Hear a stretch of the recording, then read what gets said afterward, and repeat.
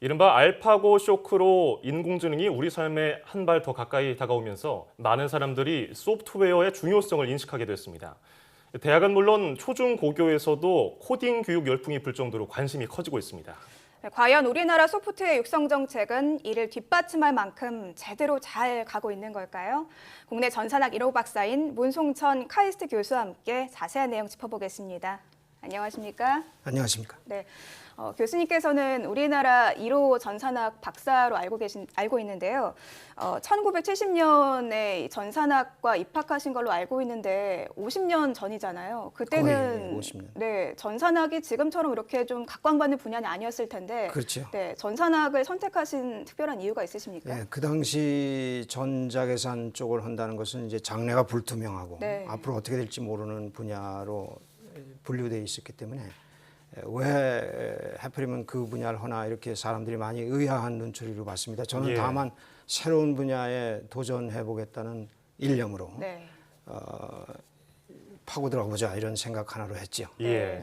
또 제가 알기로는 당시에 그 문과 1등이셨다는 그런 기사도 봤었는데 아무래도 주변에서 굉장히 좀 의아하다 이런 반응들이 많았을 것 그렇죠. 같아요. 그래서 당연히 뭐 법학과 쪽으로 네. 문과면은 가야 되는 건데 저도 고등학교 2학년 때까지는 그런 줄 알았습니다. 예. 근데 고등학교 3학년 되면서 대학을 졸업하면 사회로 나가고 그것에 의해서 인생이 결정된다는 사실을 인식하면서 어느 분야를 선택할까에 대해서 상당히 고심을 했죠. 네.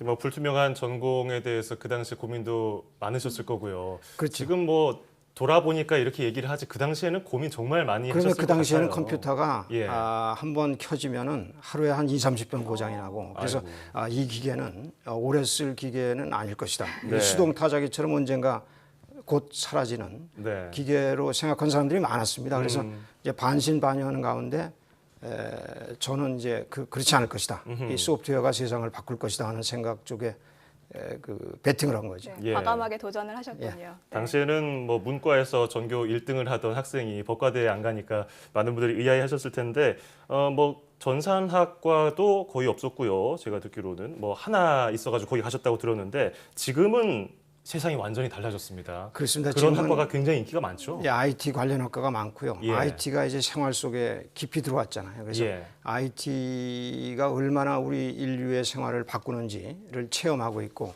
다만 제가 처음에 IT 공부할 때는 거의 제대로 가르칠 만한 사람도 없었기 때문에 책은 다 원서고, 그래서 독학파입니다. 저를 비롯한 초창기 네. 사람들은. 근데 요즘에는 책도 많고요. 배울 것도 많고. 그래서 사실 요즘에 IT 공부하는 학생들이 더 힘들죠. 하도 알려진 게 많고 지난 70년 동안 컴퓨터가 네. 나온 지 70년이 됐습니다만 70년 동안 워낙 발전을 해가지고 이제 많이 공부해야 되고 다른 학과보다 공부할 게 많고요. 힘들죠. 네.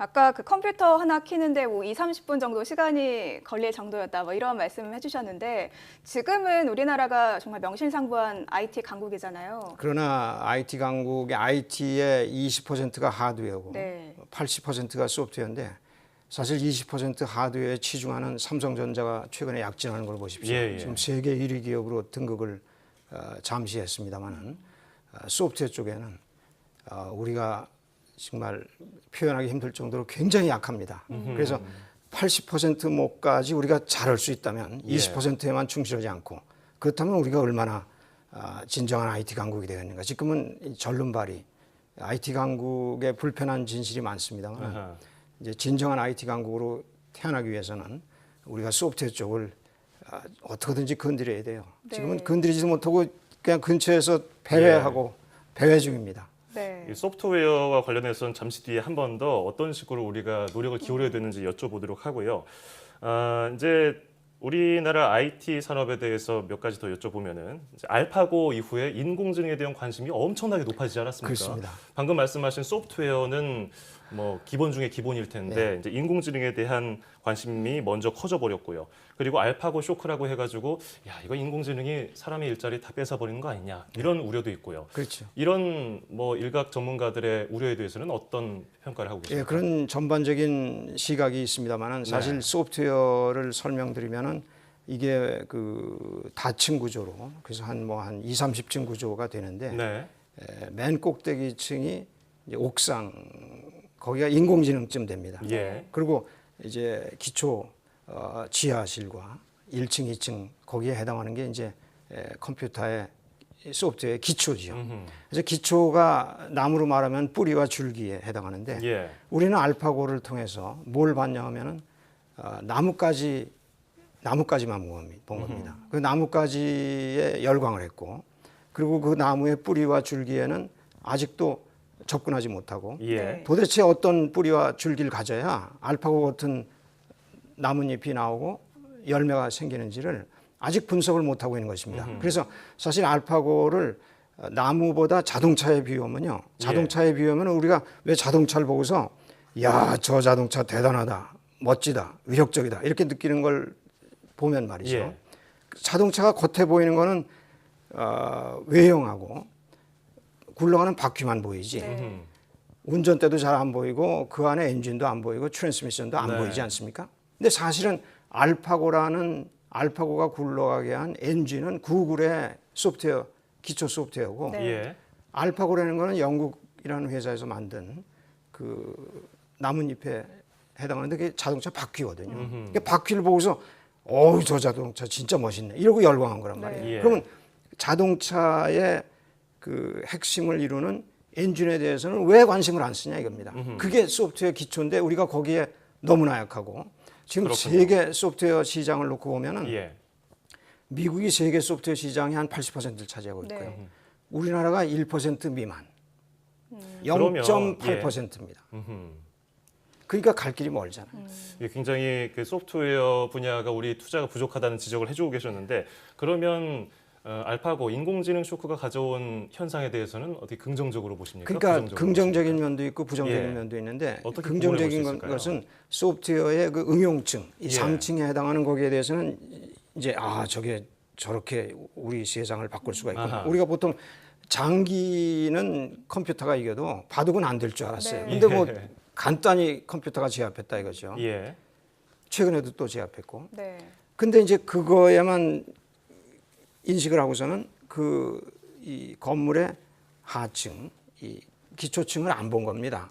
그러니까 거기에 사실 우리가 기초를 과연 제대로 닦지 못했다면 예. 지금 뭐부터 해야 되느냐 이런 걸 깨달아야 되는데 아직도 정부는 소프트웨어는 기업이 할 몫이지 예. 정부가 하기에는 벅차고 우리는 그 다룰 영역이 아니다 이렇게 분류를 하고 있고 기업은 또 소프트웨어가 어렵거든요 접근하기가. 네. 예. 이게 IT의 80% 몫이면은 이익도 많이 날 줄 알고 이게 열매를 따먹어야겠다는 생각을 하는데 접근을 못 하는 거예요. 두려워서. 이게 괜히 손댔다가 우리 기업이 여태까지 잘 나오다가 이게 기우는 거 아니냐 이런 예. 그 우려를 하면서 네.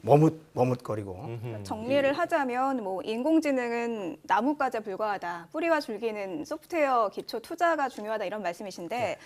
그렇다면 이제 대책에 대해서도 저희가 좀 짚어봐야 할 것 같습니다. 앞으로, 그렇죠. 그러니까 네. 우리가 지금 산업 지형이 바뀌고 있는데 네. 세계 1위가 애플이고 2위가 구글이고 3위가 마이크로소프트입니다. 네. 이거는 IT 분야만 얘기한 게 아니라 전 산업을 망라해서. 그러면 어떻게 그 IT 기업 중에도 애플, 구글, 마이크로소프트라는 특히 소프트웨어에 주력하는 기업들이 이 네. 소프트웨어 그리고 그 세 기업을 인공지능 기업으로 지금 언론에서 분류하고 있는데 그건 잘못된 거예요.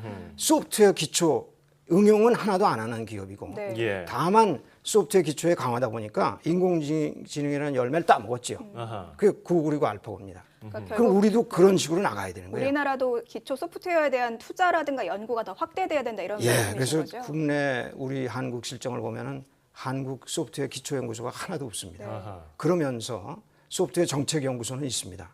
소프트웨어는 정책으로 하는 게 아닙니다. 기술로 하는 것이고 기초 기술에 누가 거기 발을 먼저 들여놨느냐 그거에 따라서 국력의 장래가 바뀌는 그런 것이기 때문에 우리 정부가 특히 먼저 깨달아야 되는 것입니다. 예. 자, 오늘 뭐 짧은 시간이지만 뭐 핵심만 들어봤습니다. 더 긴 시간이었으면 재밌게 더 들어봤을 텐데요. 4차 산업혁명 시대에 필요한 것은 무엇인가 제언을 들어봤습니다. 지금까지 문송천 카이스트 교수였습니다. 고맙습니다. 감사합니다.